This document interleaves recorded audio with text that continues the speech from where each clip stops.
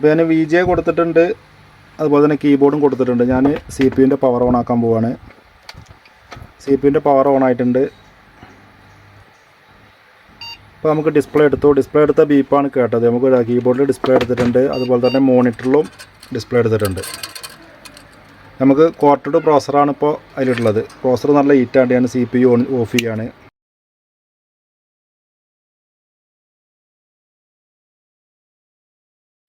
നമസ്കാരം, പുതിയ വീഡിയോയിലേക്ക് എല്ലാ സുഹൃത്തുക്കൾക്കും ഒരിക്കൽ കൂടി സ്വാഗതം.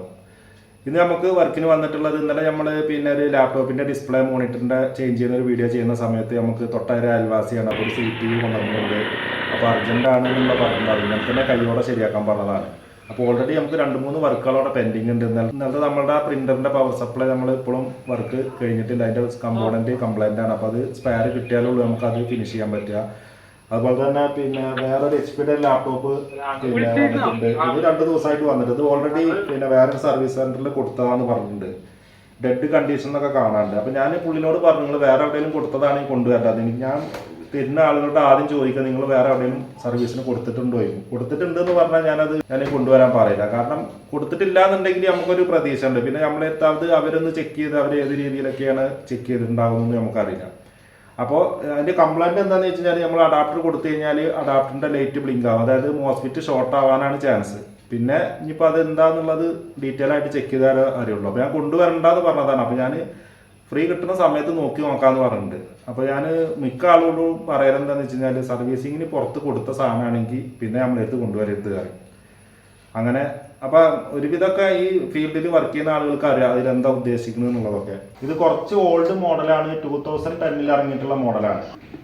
ഇത് പ്രോബ്ലം എന്താണെന്ന് വെച്ച് കഴിഞ്ഞാൽ വർക്ക് ചെയ്യുന്നുണ്ട്, ഡിസ്പ്ലേ എടുക്കുന്നില്ല എന്നാണ്. അതായത് ഫാന് കാര്യങ്ങൾ, പവർ ബട്ടന്, ലൈറ്റ് കാര്യങ്ങളൊക്കെ വർക്ക് ചെയ്യുന്നുണ്ട്, മോണിറ്ററിൽ ഡിസ്പ്ലേ എടുക്കില്ല എന്നാണ്. അപ്പോൾ അതുപോലെ തന്നെ ആ പുള്ളിയുടെ തന്നെ ഒരു എക്സ്റ്റൻഷൻ കോഡ് ഇവിടെ കേബിൾ ഇവിടെ കട്ടായിട്ടുണ്ട്. അതുപോലെ തന്നെ ഇതിൻ്റെ ലെഗ് കട്ടായി പോയിട്ടുണ്ട്. അപ്പോൾ ഇത് എന്താ ചെയ്യാന്ന് വെച്ചപ്പോൾ ഞാൻ പറഞ്ഞത്, കൊണ്ടുവന്നു കഴിഞ്ഞാൽ നമ്മളത് കട്ട് ചെയ്ത് ശരിയാക്കി തരാമെന്ന് പറഞ്ഞിട്ടുണ്ട്.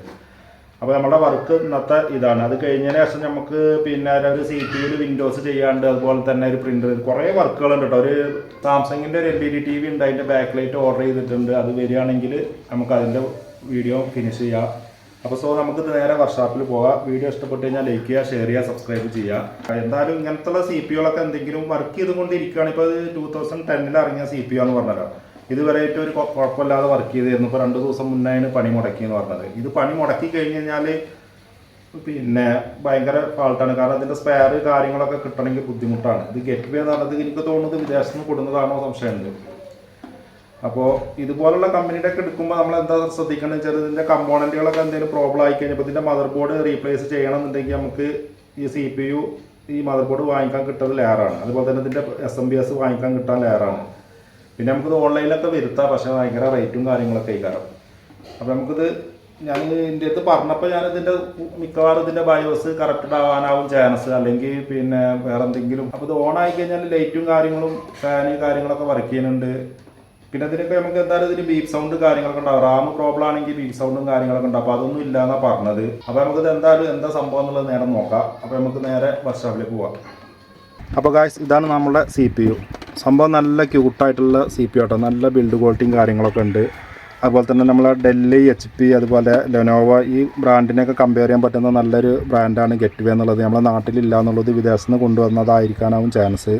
ഇതാണ് അതിൻ്റെ സ്പെക്സും കാര്യങ്ങളൊക്കെ. ഇതുപോലത്തെ നമ്മുടെ നാട്ടിൽ സർവീസിങ്ങും കാര്യങ്ങളും അതിൻ്റെ ഷോറൂമും കാര്യങ്ങളൊന്നും ഇല്ലാത്ത പ്രൊഡക്റ്റ് വാങ്ങിക്കുമ്പോൾ എന്താ പ്രോബ്ലം എന്ന് വെച്ച് കഴിഞ്ഞാൽ, ഇപ്പോൾ ഇത് 2010 ഇറങ്ങിയതാണ്. 2010 ഇറങ്ങിയിട്ട് ഇതുവരെ ഏറ്റവും പ്രോബ്ലം ഒന്നും ഇല്ലാതെ വർക്ക് ചെയ്തു എന്നാണ് പറഞ്ഞിട്ടുള്ളത്. ഇതിൽ നെഗറ്റീവായിട്ടുള്ള കാര്യം എന്താണെന്ന് വെച്ച് കഴിഞ്ഞാൽ, ഇതിലിപ്പോൾ ഇൻ കേസ് ഇതിൻ്റെ മദർ ബോർഡാണ് പ്രോബ്ലം വെച്ചെങ്കിൽ നമുക്ക് ഒരിക്കലും ഈ CPU യൂസ് ചെയ്യാൻ പറ്റില്ല. കാരണം നമുക്ക് നാട്ടിൽ അവൈലബിൾ ആയിട്ടുള്ള മദർ ബോർഡൊന്നും ഈ ഒരു ക്യാബിനറ്റിൽ നമുക്ക് ഫിക്സ് ചെയ്യാൻ കഴിയില്ല. കാരണം നമുക്ക് മദർ ബോർഡിൻ്റെ കൂടെ ഇതുപോലെ ഒരു ഗ്രില്ല് വരുന്നതാണ്. ഈ ക്യാബിനറ്റിൽ നമുക്ക് ഇൻബിൽഡ് ആയിട്ടാണ് അത് വന്നിട്ടുള്ളത്. അപ്പോൾ നമുക്ക് ഇപ്പോൾ ഇതിൽ ഫിക്സ് ചെയ്തിട്ടുള്ള മദർ ബോർഡ് നമുക്ക് എന്തായാലും ഇപ്പോൾ നമുക്ക് ഓൺലൈനിലും കിട്ടില്ല, നമുക്ക് പുറത്തുനിന്ന് വാങ്ങിക്കാനും കിട്ടില്ല. അതുപോലെ തന്നെ ഇതിൻ്റെ SMBS പവർ സപ്ലൈ, ഇതിൻ്റെ പവർ സപ്ലൈ കംപ്ലൈൻ്റ് ആണെങ്കിൽ നമുക്ക് ഈ CPU യൂസ് ചെയ്യാൻ പറ്റില്ല. കാരണം എന്താ വെച്ചാൽ ഇതും നമുക്ക് വാങ്ങിക്കാൻ കിട്ടില്ല. പിന്നെ വാങ്ങിക്കാൻ കിട്ടും, നമുക്ക് പുറത്തുനിന്നൊക്കെ നമുക്ക് ഓൺലൈനിൽ വാങ്ങിക്കണം. അപ്പോൾ നല്ല കോസ്റ്റും കാര്യങ്ങളൊക്കെ വരും. അല്ലെങ്കിൽ ഇത് സംഭവം നല്ലതല്ല എന്നല്ല ഉദ്ദേശിച്ചത്. ഇതുപോലുള്ള എന്തെങ്കിലും പ്രോബ്ലങ്ങൾ വന്നു കഴിഞ്ഞാൽ നമുക്ക് സ്പെയർ കിട്ടാൻ ബുദ്ധിമുട്ടാണ്. അപ്പോൾ നമുക്ക് ഇതിൻ്റെ പ്രോബ്ലം എന്താ നോക്കാം.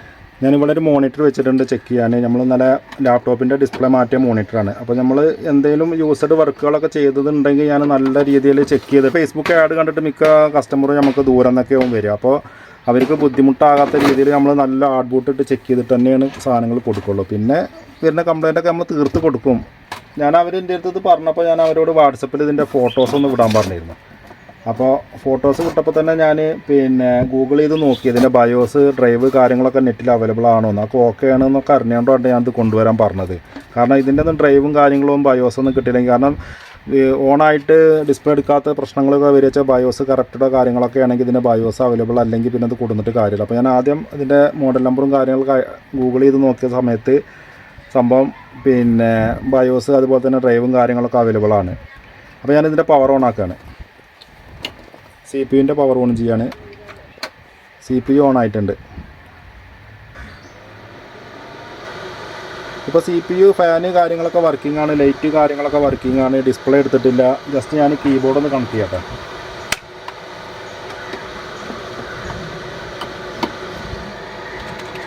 കീബോർഡിനും ഡിസ്പ്ലേ കാര്യങ്ങളൊന്നും എടുത്തിട്ടില്ല. അപ്പോൾ ഇതുപോലത്തെ ബ്രാൻഡഡ് CPU-ലൊക്കെ എന്താ ഒരു പ്രത്യേകത എന്ന് വെച്ച് കഴിഞ്ഞാൽ ഇതിൽ നമുക്ക് ബസർ ഇൻബിൽഡായിട്ട് വരുന്നുണ്ട്. റാമിൻ്റെ പ്രോബ്ലമോ കാര്യങ്ങളൊക്കെ ആണെങ്കിൽ നമുക്കത് ബസറിലൂടെ ബീപ്പ് സൗണ്ട് വരും. ഇതിപ്പോൾ നമുക്ക് ബീപ്പ് സൗണ്ടോ കാര്യങ്ങളൊന്നുമില്ല. രണ്ട് സ്ലോട്ടിനും ഓരോ റാമുകൾ കാണാനുണ്ട്. അപ്പോൾ നമുക്ക് ഞാൻ ഇതിൻ്റെ മുന്നേ ഞാൻ പറഞ്ഞിരുന്നു CPU നമ്മൾ എങ്ങനെയൊക്കെ ഏതൊക്കെ രീതിയിലാണ് ചെക്ക് ചെയ്യേണ്ടതെന്ന്. അപ്പോൾ നമുക്ക് ഞാൻ പവർ ഓഫ് ചെയ്യാണ്. അതിന് ശേഷം നമുക്ക് അതിൻ്റെ ബയോസ് CMOS ബാറ്ററി ഒന്ന് നമുക്കൊന്ന് ചെക്ക് ചെയ്യണം. മിക്ക ഡെൽ HP ബ്രാൻഡഡ് CPU-ൻ്റെ ഒക്കെ ഈ റിമൂവ് ചെയ്യുന്ന വിധമൊക്കെ ഇതേപോലെ തന്നെ കേട്ടോ.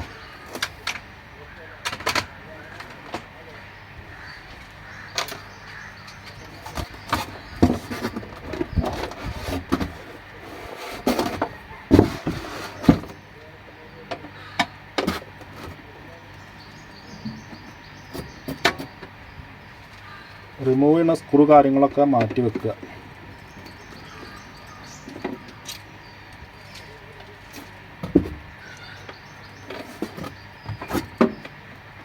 ജസ്റ്റ് ഇവിടെ നിന്ന് പ്രസ് ചെയ്തതിന് ശേഷം ഒന്ന് മേലേക്ക് തള്ളി കൊടുത്തു കഴിഞ്ഞാൽ ഈ ഭാഗം ഓക്കെ ആവും.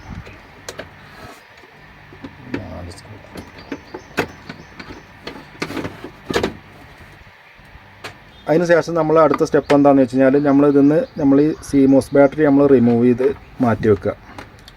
അതിന് ശേഷം നമ്മൾ CMOS ഇവിടെ ജമ്പർ നമ്മൾ റീസെറ്റ് ചെയ്യുക. അത് നമ്മൾ ഇതിൻ്റെ മുന്നത്തെ വീഡിയോയിൽ ഞാൻ പറഞ്ഞിരുന്നു. ആ സ്ലോട്ടിൽ നിന്ന് മാറ്റിയിട്ട് തൊട്ടപ്പുറത്തുള്ള സ്ലോട്ടിൽ കൊടുക്കുക. ഒരു സെക്കൻഡ് അതിൽ വെച്ചതിന് ശേഷം തിരിച്ച് നമ്മൾ നോർമൽ എവിടെ ഉണ്ടായെന്ന് വെച്ചെങ്കിൽ അവിടെ തന്നെ ഫിക്സ് ചെയ്യുക. ഇതിപ്പോൾ ഞാൻ പിന്നെ കാണിക്കുന്നത് നമ്മളൊരു CPU ഫസ്റ്റ് വന്നു കഴിഞ്ഞാൽ ഈ ഒരു പ്രോബ്ലം വന്നു കഴിഞ്ഞിട്ട് വർക്ക് ചെയ്യുന്നുണ്ട്, ഡിസ്പ്ലേ എടുക്കണമെന്നില്ല എന്നുണ്ടെങ്കിൽ ഈ ഒരു ഫസ്റ്റ് എയ്ഡ് മെത്തേഡാണ്. ഇതിലൂടെ ചിലപ്പോൾ നിങ്ങളുടെ CPU വർക്ക് ആയിക്കോളണമെന്നില്ല കേട്ടോ. ഇൻ കേസ് ചിപ്സെറ്റ് പ്രോബ്ലം അല്ലെങ്കിൽ മദർ ബോർഡോ അല്ലെങ്കിൽ SMBSോ ഇനി എന്തെന്നെ പ്രോബ്ലം ആണെങ്കിലൊന്നും ഈ ഒരു സ്റ്റെപ്പിലൂടെ ഒന്നും ഒരിക്കലും വർക്കാവില്ല.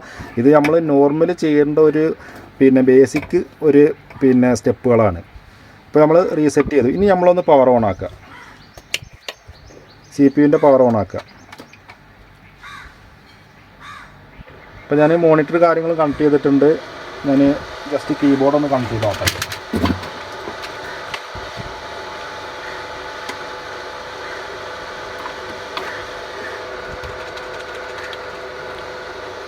ഡിസ്പ്ലേ എടുത്തിട്ടില്ല. അടുത്ത് നമ്മൾ ചെയ്യാൻ പോകുന്നത് എന്താണെന്ന് വെച്ച് കഴിഞ്ഞാൽ നമ്മൾ ഈ രണ്ട് സ്ലോട്ടിൽ നിന്നും രണ്ട് റാമും റിമൂവ് ചെയ്ത് മാറ്റി വെക്കുക. അതിന് ശേഷം വീണ്ടും ഓൺ ചെയ്യുക. ഇതിൽ നമുക്ക് ഈ മദർ ബോർഡിൽ റാമിൻ്റെ പ്രോബ്ലം കാര്യങ്ങളൊക്കെ ആണെങ്കിൽ ബയോസ് പ്രോബ്ലം കാര്യങ്ങളൊക്കെ ആണെങ്കിൽ നമുക്കിതിൽ അലർട്ട് ബസറുണ്ട്. അപ്പോൾ അതിലൂടെ നമുക്കറിയും. ഇപ്പോഴും പിന്നെ ബസറോ കാര്യങ്ങളോ ഒന്നുമില്ല. അടുത്ത സ്റ്റെപ്പ് എന്താണെന്ന് വെച്ച് കഴിഞ്ഞാൽ നമ്മൾ പവർ കേബിൾ റിമൂവ് ചെയ്തതിന് ശേഷം വേറൊരു SMBS എടുക്കുക. വേറൊരു SMBS എടുത്തതിന് ശേഷം ഇത് സാധാരണ നമ്മൾ നോർമലി ATX കണക്ഷൻ തന്നെ വരുന്നത്, സെയിം വോൾട്ടും കാര്യങ്ങളുമാണ്.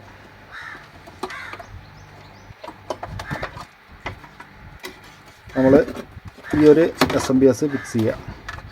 ഈ ഒരു SMBSൻ്റെ കണക്ഷൻ കൊടുക്കുക.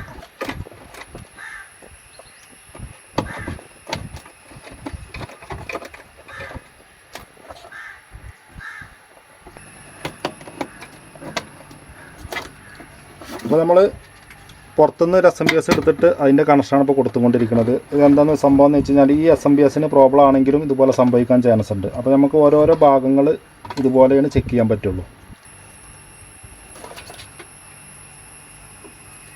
അപ്പോൾ ഞാൻ ഈ ഒരു SMPSൽ പവർ കൊടുക്കാൻ പോവാണ്.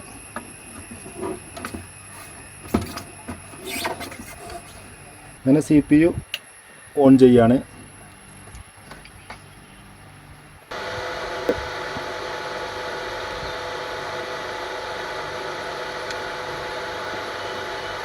ഇപ്പോൾ നമുക്ക് ഈ SMPSൻ്റെ പ്രോബ്ലം ആണെങ്കിൽ ഈ റാം റിമൂവ് ചെയ്ത് കാരണം കൊണ്ട് നമുക്കിപ്പോൾ ബസർ വരേണ്ടതാണ്.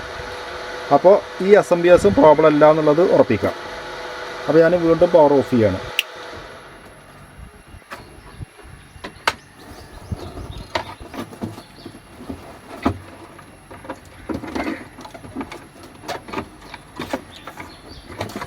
അടുത്ത സ്റ്റെപ്പ് എന്താ ചെയ്യേണ്ടതെന്ന് വെച്ച് കഴിഞ്ഞാൽ നമുക്ക് ഈ പ്രൊസസ്സർ റിമൂവ് ചെയ്യണം. പ്രോസറിലേക്കുള്ള വോൾട്ട് കാര്യങ്ങൾ കറക്റ്റായിട്ട് വരുന്നുണ്ടോ അല്ലെങ്കിൽ പ്രോസർ കംപ്ലൈൻ്റ് ഉണ്ടോ എങ്കിലും ഇതുപോലുള്ള സംഭവം ഉണ്ടാവും. ഈ പ്രോസറിന് കംപ്ലൈൻ്റ് ആണെങ്കിൽ നമുക്ക് ബസറിലൂടെ ചിലപ്പോൾ അത് അലർട്ട് വരാൻ ചാൻസ് ഇല്ല.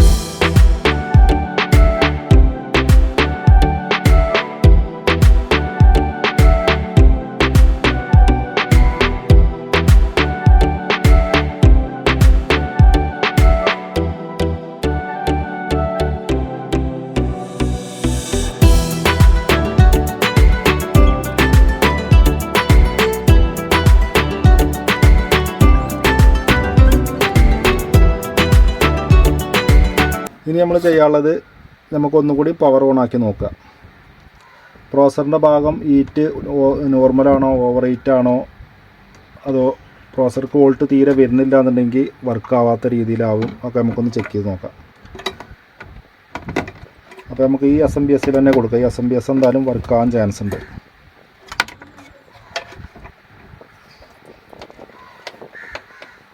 അപ്പോൾ നമ്മൾ പവർ ഓൺ ചെയ്യാൻ പോവുകയാണ്. CPU പവർ ഓൺ ചെയ്തു.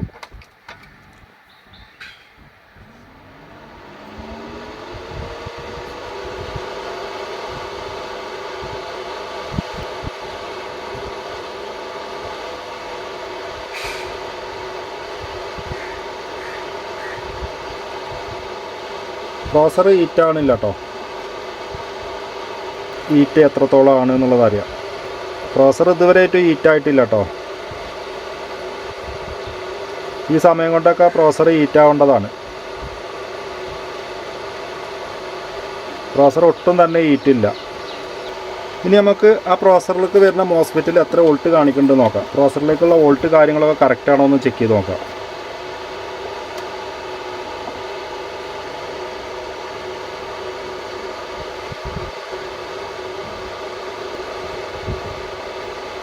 നമുക്ക് ഈ 3 മോസ്ഫെറ്റിൽ നമുക്ക് 12 വോൾട്ട് കാണിക്കുന്നുണ്ട്. അപ്പോൾ നമുക്ക് എന്തായാലും ഈ 3 മോസ്ഫെറ്റ് നമുക്ക് ചെക്ക് ചെയ്യേണ്ട ആവശ്യമില്ല. അപ്പോൾ അത് ഓക്കെയാണ്. അപ്പോൾ നമുക്ക് ഇനി അടുത്ത് ചെയ്യേണ്ട സ്റ്റെപ്പ് എന്താണെന്ന് വെച്ച് കഴിഞ്ഞാൽ പ്രൊസസ്സർ ഒന്ന് ചേഞ്ച് ചെയ്ത് നോക്കുക. അപ്പോൾ ഞാൻ പവർ ഓഫ് ചെയ്യാണ്. അപ്പോൾ നമുക്ക് ഈ പ്രൊസസ്സർ ഒന്ന് ചേഞ്ച് ചെയ്ത് നോക്കാം.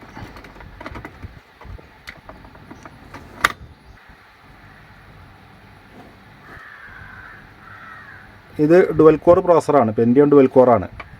ഇത് നമുക്ക് ഇൻ്റൽ G41 ചിപ്സെറ്റിൽ വരുന്ന എല്ലാ പ്രോസസ്സറും നമുക്കിതിൽ യൂസ് ചെയ്യാം. കോർട്ടഡ് യൂസ് ചെയ്യുക, അതുപോലെ തന്നെ സെൽറോൺ യൂസ് ചെയ്യുക, ഡുവൽ കോർ പ്രോസസ്സർ ഏതും യൂസ് ചെയ്യാം. അപ്പോൾ ഞാനിതിൽ ഇട്ടിട്ടുള്ള പ്രോസസ്സർ ഇപ്പോൾ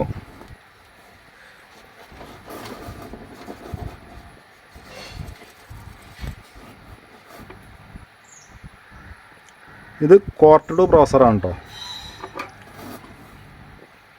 കോർട്ടഡ് ആണ് പ്രോസർ.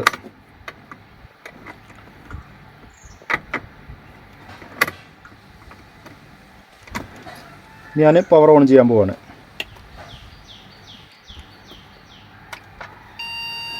ഇപ്പോൾ വർക്ക് സക്സസ് ആയിട്ടുണ്ട്. പ്രോസറിൻ്റെ പ്രോബ്ലം കാരണമാണ് ഡിസ്പ്ലേ എടുക്കാതിരുന്നത്. അപ്പോൾ നമുക്ക് കണ്ടിന്യൂസ് ആയിട്ടുള്ള ബീപ്പ് റാമിൻ്റെയാണ്. അപ്പോൾ നമുക്ക് റാം ഒന്ന് ഇട്ട് നോക്കാം. പ്രോസർ ഹീറ്റ് ഉണ്ട്, നല്ല ഹീറ്റും ഉണ്ട്.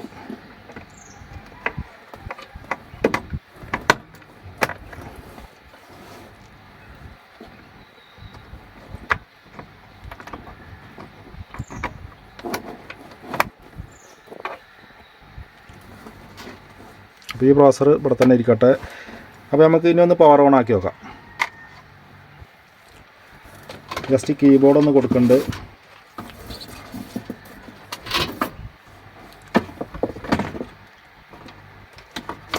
അപ്പോൾ ഞാൻ VGA കൊടുത്തിട്ടുണ്ട്, അതുപോലെ തന്നെ കീബോർഡും കൊടുത്തിട്ടുണ്ട്. ഞാൻ CPU പവർ ഓൺ ആക്കാൻ പോവാണ്. CPU പവർ ഓൺ ആയിട്ടുണ്ട്. അപ്പോൾ നമുക്ക് ഡിസ്പ്ലേ എടുത്ത ബീപ്പാണ് കേട്ടത്. നമുക്ക് കീബോർഡിൽ ഡിസ്പ്ലേ എടുത്തിട്ടുണ്ട്, അതുപോലെ തന്നെ മോണിറ്ററിലും ഡിസ്പ്ലേ എടുത്തിട്ടുണ്ട്. നമുക്ക് കോർട്ടഡ് പ്രോസറാണ് ഇപ്പോൾ അതിലുള്ളത്. പ്രോസർ നല്ല ഹീറ്റാണ്ട് ഞാൻ CPU ഓഫ് ചെയ്യാണ്. ഇതിലുണ്ടായിരുന്ന പ്രോസർ ഇട്ടിട്ട് നമുക്ക് ഒന്നും കൂടി ഒന്ന് ചെക്ക് ചെയ്ത് നോക്കാം. ഇതിലുണ്ടായിരുന്ന പ്രോസർ നമുക്ക് ഒന്നും കൂടി ചെക്ക് ചെയ്ത് നോക്കാം.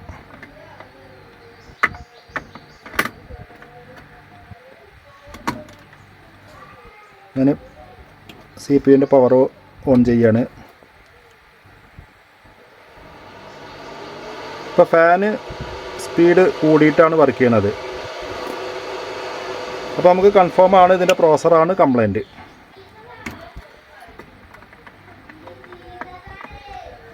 അപ്പോൾ നമുക്ക് ഈ പ്രോസർ ഡെഡാണ്. അപ്പോൾ നമ്മൾ പ്രോസർ മാറ്റിയിട്ട് ഡുവൽ കോർ പ്രോസർ തന്നെയാണ് കൊടുത്തിട്ടുള്ളത്. ഇതിൽ കോർട്ടഡ് ഡുവൽ കോർ സെൽറോൺ പ്രോസർ എല്ലാം സപ്പോർട്ടാണ്. G41 ചിപ്സെറ്റാണ് വരുന്നത്. ഇതിൽ എന്താ ഇതിലൊരു പ്രത്യേകത എന്ന് വെച്ചാൽ ഇതിൽ HDMI ഔട്ട് കാര്യങ്ങളൊക്കെ ഉണ്ട്. G41 അപൂർവമാണ് HDMI ഔട്ട് കാര്യങ്ങളൊക്കെ വരിക. അപ്പോൾ നമുക്ക് ഈ ഒരു പ്രോസർ വെച്ചിട്ട് നമുക്കത് സെറ്റ് ചെയ്യാം.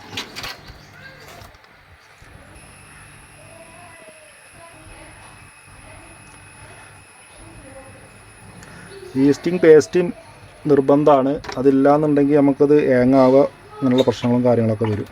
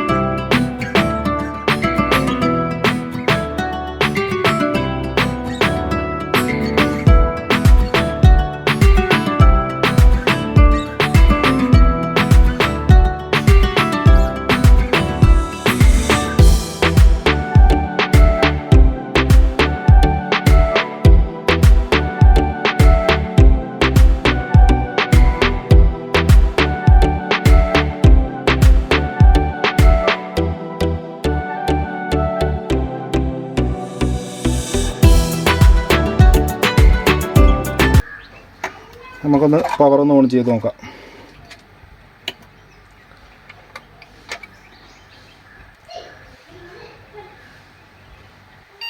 ഓക്കെയാണ്, ഡിസ്പ്ലേയും കാര്യങ്ങളൊക്കെ ഓക്കെയാണ്.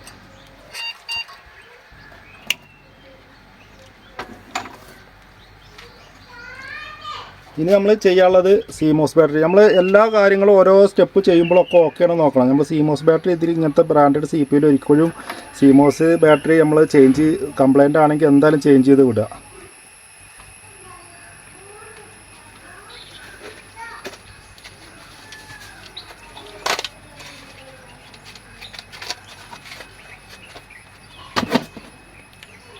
അപ്പോൾ നമ്മൾ CMOS ബാറ്ററി ഇടുമ്പോഴൊന്ന് ചെക്ക് ചെയ്യുന്നത് നല്ലതാണ്. വോൾട്ട് കാര്യങ്ങൾ നമ്മൾ പാക്കറ്റിൽ നിന്ന് പൊട്ടിച്ചിട്ട് ഫ്രഷ് ആണെന്ന് വിചാരിച്ചിടരുത്. ഇതുപോലത്തെ CMOS ബാറ്ററി ഒക്കെ നമുക്ക് ചാത്തം കൂടുതലും. ചിലപ്പോൾ എനിക്കൊക്കെ ഇതുപോലത്തെ വാങ്ങിച്ചു കഴിഞ്ഞാൽ ഒരു ബോർഡിൽ ചിലപ്പോൾ ഒരെണ്ണം വർക്ക് ചെയ്യേ വരുള്ളൂ, ബാക്കി 4 ഡെഡായിട്ടുണ്ടാവും. പുതിയത് നമ്മൾ പൊട്ടിച്ചിട്ട് ഫ്രഷ് ആണെന്ന് വിചാരിച്ചിട്ട് നമ്മൾ മദർ ബോർഡിൽ ഫിക്സ് ചെയ്യരുത്. എന്തായാലും അതിൻ്റെ വോൾട്ട് ചെക്ക് ചെയ്തതിന് ശേഷം ഫിക്സ് ചെയ്യുക. ഇതാണ് ഇതിൻ്റെ കറക്റ്റ് പ്രോപ്പറായിട്ടുള്ള വാല്യൂ. 3 വോൾട്ടിൻ്റെ മേലേക്ക് കാണിക്കണം. 3 വോൾട്ടിൻ്റെ താഴെ കാണിക്കുകയാണെങ്കിൽ ഒരിക്കലും നിങ്ങൾ ആ CMOS ബാറ്ററി മദർ ബോർഡിൽ ഫിക്സ് ചെയ്യരുത്. ഇത് നമുക്ക് ഇനിയിപ്പോൾ ഒരു 3 വർഷം ഒരു കംപ്ലയിൻറ്റ്, 3 അല്ലെങ്കിൽ ഒരു 2 വർഷം എന്തായാലും കംപ്ലയിൻ്റ് ഇല്ലാതെ പോകും.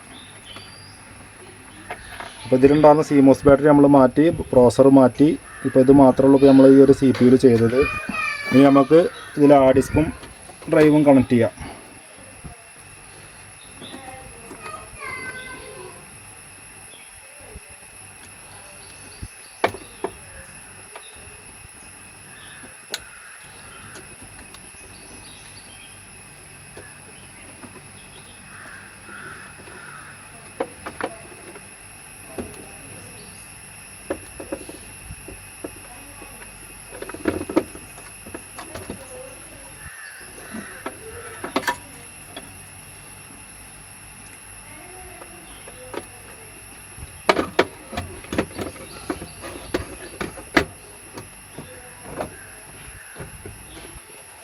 അതിൽ റാം ഉണ്ടായിരുന്നത് പൊസിഷൻ ഇതുപോലെ ആയിരുന്നില്ല. അത് നമുക്കത് അതുപോലെ തന്നെ കൊടുക്കാം. രണ്ടും ബ്ലാക്ക് സ്ലോട്ടിലായിരുന്നു.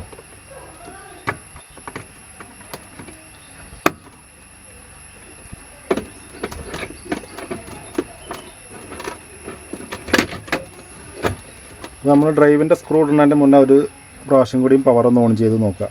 നമ്മൾ റാമൊക്കെ ഒന്ന് സ്ലോട്ട് മാറ്റിയതല്ലേ.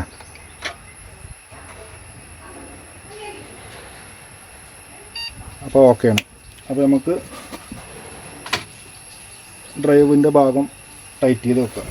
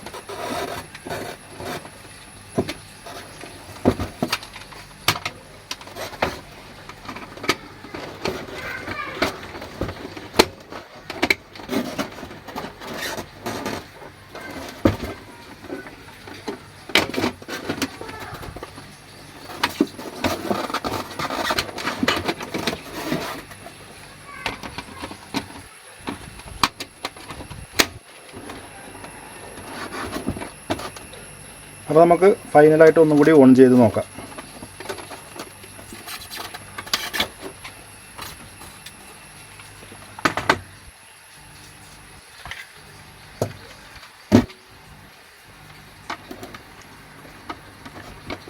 അപ്പോൾ നമ്മൾ പവർ ഓൺ ചെയ്യാണ്.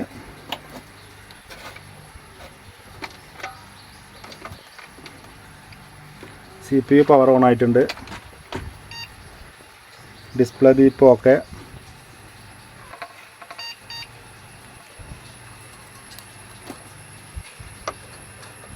F1. അപ്പോൾ നമ്മളെ വർക്ക് സക്സസ് ആയിട്ടുണ്ട്. വിൻഡോസ് ലോഡായി വന്നിട്ടുണ്ട്. നമുക്കതിൽ ടൈമും ഡേറ്റും ഒന്ന് സെറ്റ് ചെയ്യണം.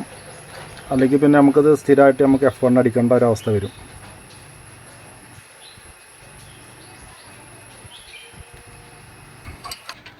അങ്ങനെ CPU-ൻ്റെ പ്രോബ്ലം പരിഹരിച്ചു നമ്മൾ.